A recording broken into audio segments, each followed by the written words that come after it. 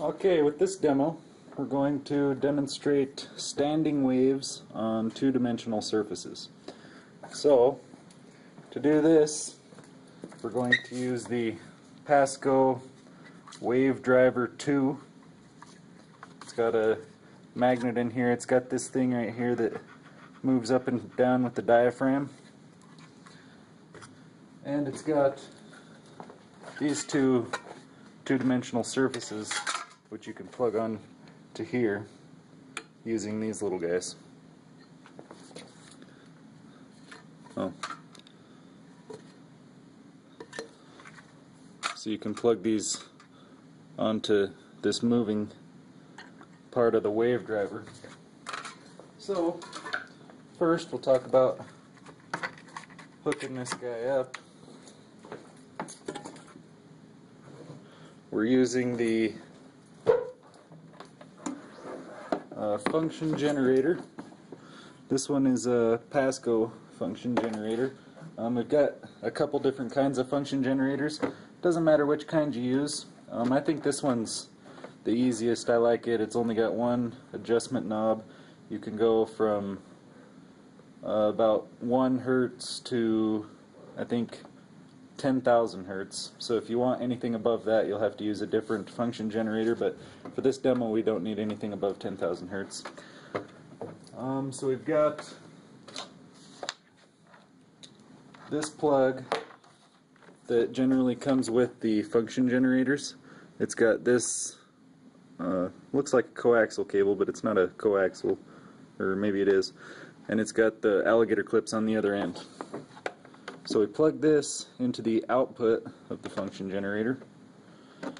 So the function generator is going to output something, and we need to get it into this speaker. But the function generator is not powerful enough to power the speaker or to put the standing waves on there that we need. So we need to run the signal through an amplifier first. So here we have the amplifier. It's a 2-channel.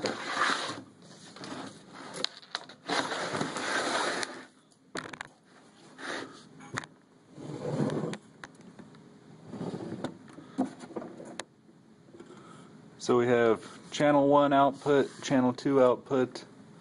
We've got, this is all channel 1 input, so you can input using these 3 different plugs. And this is channel 2 input with the same 3 plugs. Generally, I just use this kind of a plug-in because it seems to be easiest. We have a couple of them. So, for the input,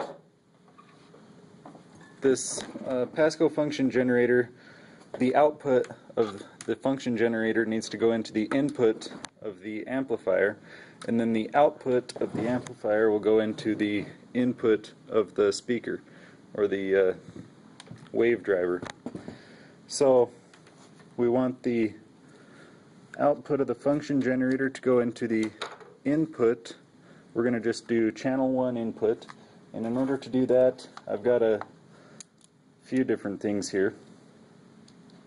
It doesn't matter if you use this same method that I'm using to hook this up. You can hook it up in any way as long as you go from the output of the function generator to the input of the amplifier, and then from the output of the amplifier to the speaker.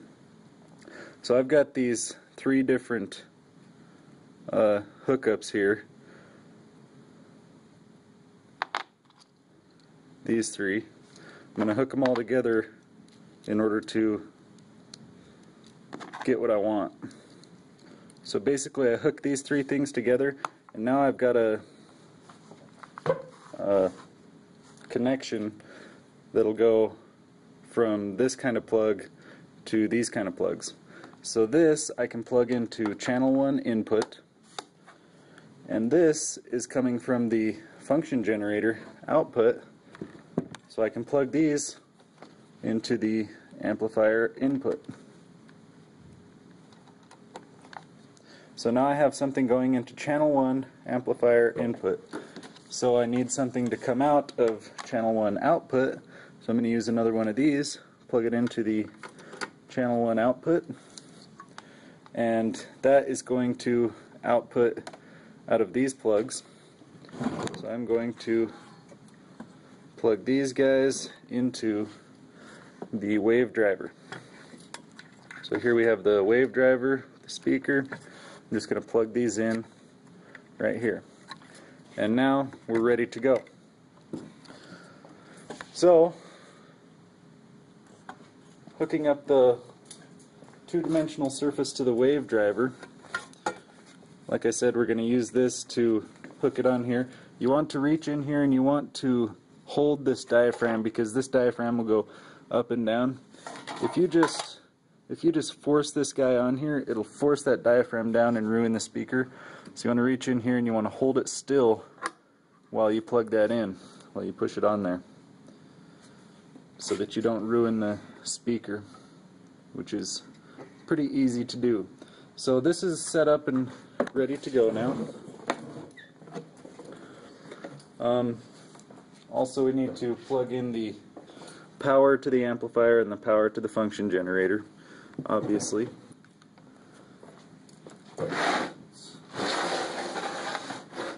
Turn these guys around.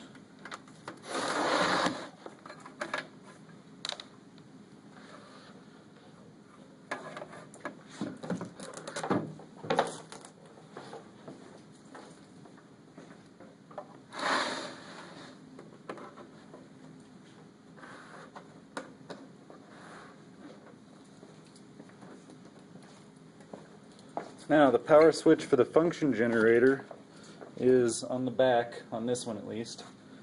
Power switch for the amplifier is right there. And one thing you want to make sure both volume knobs are completely down on the amplifier, or both gain knobs are completely down on the amplifier before you turn it on. Turn on the function generator. It starts out at 1000 Hertz. So this is the amplitude. We don't want the amplitude to be really max, because the amplifier is going to kind of take care of the amplitude. I'll just set it right there in the middle. And to adjust the frequency, you just turn this knob. Here we have 959 Hertz. Here we have 2147.5 Hertz. So it's as easy as that.